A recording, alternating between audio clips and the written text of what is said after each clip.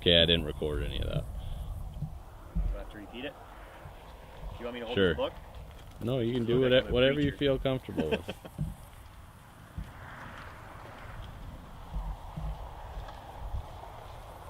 Mic check. You're on. On and good? Yeah. Okay. Okay, I guess we'll start off with our little informal, formal videoing exercise. We'll get started with a few of the main things that you want to look out for. First off, being your microphone sound. Always check to make sure your microphones are plugged in. Make sure that you're getting clear sound, whether you have to put in an earpiece to confirm that it is coming through, or stop filming, go back over your footage and check it. So you guys can do that right now. Earpiece being Earpiece. as simple as that. Yeah, any headset, whether it's off of your iPhones or Walkmans, if they still make Walkmans. Anything, just to, whether it's one or two, preferably just one, that way you can still hear with the other ear to whatever your hunter's doing. Don't plug your ears. Yeah, don't plug your ears when you're hunting. Okay, where was I? That was Mike's.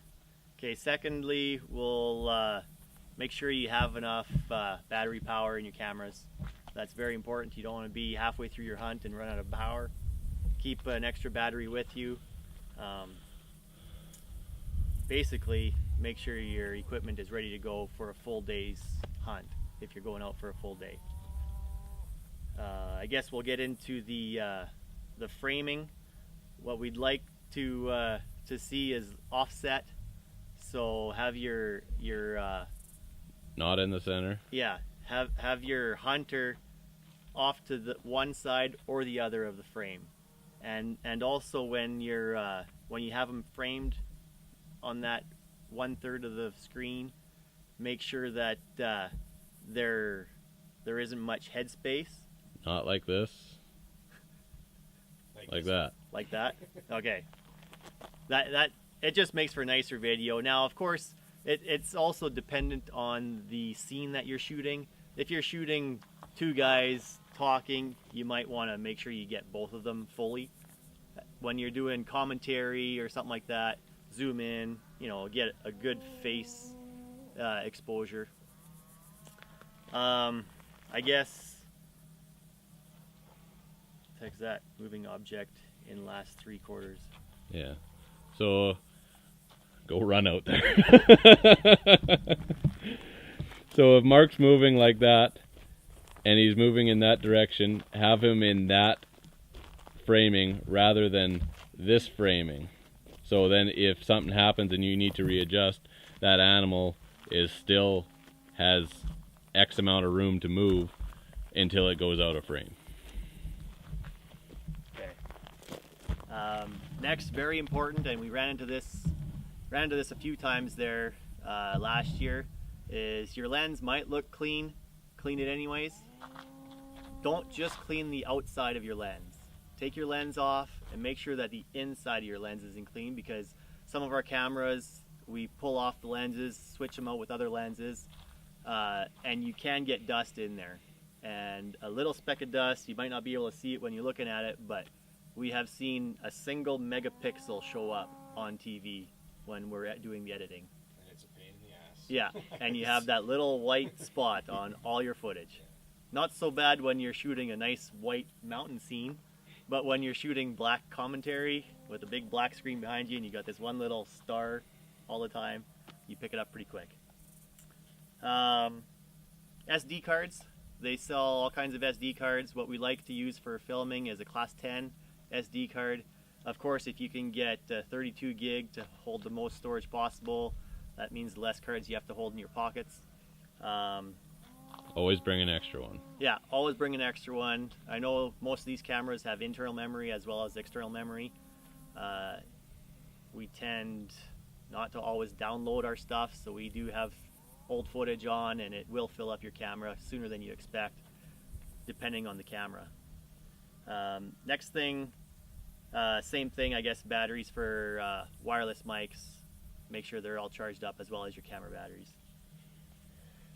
Okay, for stability, it's very important that we use tripods, camera arms, even some sort of brace while you're filming just using your hand. Whether that's, you know, something as easy as one of these guys. You can, you know, they're cheap. They're 50 bucks at Best Buy or whatever. You can bend it around to put your hand in, wrap it. There, now it's steady. I don't have as much side to side. Now it's all arm movement, and I can hold it like that also. Now I'm good and steady when I'm filming. They make fancy things that you can put on where it's this handlebar set and a shoulder strap, and you're basically locked in. Now your points of movement are your hips, basically. And you could buy those at Walmart, right? Yeah, this Walmart, Best Buy, anywhere. I mean, it's not something that you can live without, but it is, you know, something that helps your footage be a lot more stable. A camera arm, same thing. There's all kinds of camera arms out in the market. Some of them are plastic on plastic, some of them are bushings and bearings, and, you know, pick one that is fluid, easy to use. You might even want one where you can put your tripod camera or your tripod head onto that that camera arm, just so that you're using the same equipment you're always used to. We try to use fluid heads. They're a little bit more fluid and not as jerky. Basically, I guess that it's all dependent on cost, really. Oh yeah, when you're filming archery, a guy can get by hand filming. If you want to pull it out of the camera arm, you know, you should always have it in the camera arm, but if you want to get a different angle, you can pull it off with your hand. But when you're rifle hunting, no matter how much you know that that shot's coming, you're still going to jump. That's just a instinct that that gunshot will scare you. So if you don't have a camera arm, if you don't have a tripod, put the camera on a fence post. Put it on something solid. Wedge it in a tree branch or something so you don't jump, because you will jump, and that basically that will really diminish the quality of your footage if you don't get a steady kill shot and footage of the animal running away. If you have the option of taking your hands away from the camera when the shot's going to happen too, do that, because even just a little shake can totally miss that kill shot. Especially when you're zoomed in lots with your cameras, when you'll notice it. Like if it's, you know, 30 yards, you're not going to notice it, but if you're filming something at 150 yards, 200 yards, when you're zoomed in, that little jerk is a lot on the camera. It's pretty significant. So yeah, for sure. Now there are some little tricks when you're panning. One trick that we found is if you get one of those thick elastic bands, those blue ones there that you might find at the grocery store around your broccoli or whatever, you can put them on the handle. Pretend this is elastic band. And that will take the jerkiness out of your panning, because that elastic will absorb it as well as your fluid head. So just a little trick, you know, and an elastic is easy to keep wrapped around your handle of your tripod. Back into filming, we always try to film with the best quality of light. It might mean you'd have to zoom out sometimes, even though you're really trying to zoom in and get the closest shot possible. As soon as you zoom in, you're going to lose your camera light. So you might have to just zoom out, get a wider range, wider shot angle, but you'll have a lot clearer photo. Also, when you're zooming in and out, digital zoom is really poor quality. It might get you that extra 30 feet and put that animal right there in front of you on the screen, but it causes a lot of distortion in the megapixels, and it really lowers the quality. So if you have optical zoom and digital zoom, just make sure that you have your settings set so that you know when it hits the end of that optical zoom. Either take the digital zoom totally out, or make sure you have a setting where you can see on your display when it hits the end of the digital or the optical zoom, so you don't go into digital. Oh yeah, one very important thing is make sure you press record. Yeah, That's in bold lettering right there. Make sure the red light is on. Yeah. I guess just a couple fairly important things after you get your footage. Go through it, organize it. I mean, we left some of our footage, well, the majority of our footage, for after the season, and then we have to go back and remember what we did, which hunt was which hunt. It's best if you just, at the end of the hunt, organize it. You'll know right away if you screwed up and you gotta go back out and film something. At least you'll still have leaves on the trees if you shot something in September and then you gotta edit in January. It'll give you a chance to go and do a couple extra shots that you might need. And even on an unsuccessful hunt, it's good to look at what you did and what looks good, what doesn't look good, and where you can improve. Yeah. I even found too, if when you're done your hunt, just sit down in front of the camera and just push record and just explain what you did that day. You know what I mean? That way, okay, you go back, look at it, and there you go. Like, you know, okay, this is what happened, this is what happened. Like, you know, if something happens the next day and your adrenaline's pumping, you shoot something, you're not going to remember what happened that day before. But if it's on camera, you just go back and look at it and you know exactly what went on, right? It takes, 30 seconds to explain what you did that day, what you seen at what time, everything like that. Yeah, that's right. And it helps us out tons too for the editing, you know what I mean? If you're sending it to us, we could, do that. It helps out tons. Yeah, for sure. Also, if you are successful, why do I say if? When you are successful. Replacements, man. Yeah, when you're successful, go back out and, or if you need to go back out and do any recreation, I mean, we don't lighting. If you shot it and it was cloudy, don't go back out the next day when it's 30 above and sunny, because your camera settings and your lighting and everything will be different, and it's going to be very difficult to match that footage. Because even though, when we're showing the hunts on TV, they all look like they've been shot the same day, some of them can be shot months apart, really. So, Don't be afraid to phone anybody. As soon as you get something down, give as many people a call as you can. They can help out with filming, getting the animal out, getting good pictures, and yeah. Yeah, we're all on the same team here, so we just gotta help each other out the best that we can. I mean, 5 people helping out getting something out of a moose out of the bush is a lot easier than 2 people, right? So yeah. For those of you who have DSLR cameras, trick that we found for getting stuff in focus is to zoom in on the subject and then get him in focus. So right now Mark looks like he's somewhat in focus, but when I zoom in, look how out of focus he is. So if you zoom in as much as possible, focus him in. If he's got whisker hair, that's a good way to tell too, and just zoom in. Even if you can't see anything other than his face, then you can zoom back in or back out, frame him correctly, and then you're good to go. Yeah.